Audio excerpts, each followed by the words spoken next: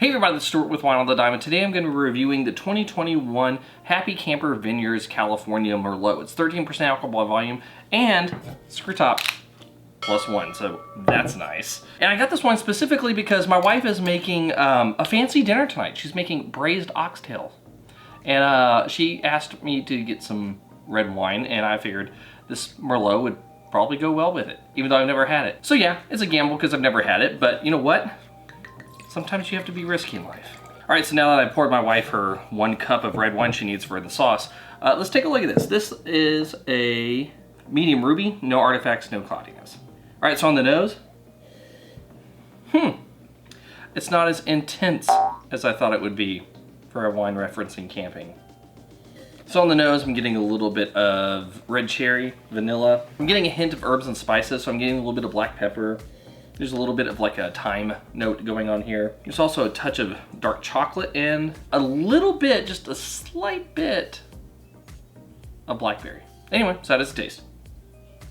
Medium plus body, medium tannins. The tannins are actually, even though they're present, they are still more on kind of the smooth side.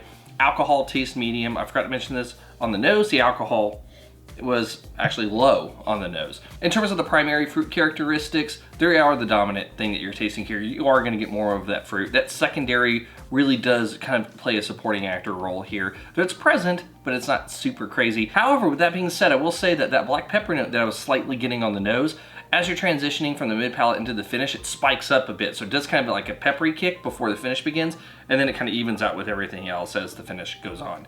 It is a medium finish, the acid is medium plus, and it's a dry wine. I could go on s'more, but I feel like I should get to the blick instead. From a balance standpoint, I am gonna give it a full point. However, though, I do think that it could have a little bit more body. So before you, I guess, get a bottle of this wine, you just need to ask yourself, is this something that you're going to be using to spruce up your situation and kind of maybe light a fire under the evening? Length, medium finish.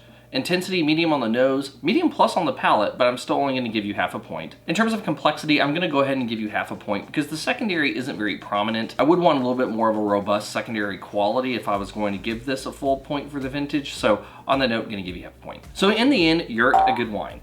I think that there's plenty of times for you to be able to enjoy this, like a meal that I'm preparing right now, just having a couple glasses of it with some easily grillable food outside in the wilderness.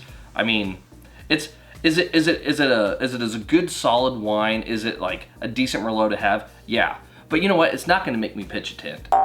I realized I started the counter at the beginning of this video. I really had to hike up those numbers on the end. Anyway, this has been Stuart with Wine on the Dime. If you liked today's video, please like, subscribe, and comment. I don't know if you'll be around after this video. This was ridiculous. Have you had the 2021 Happy Camper Vineyards California Merlot?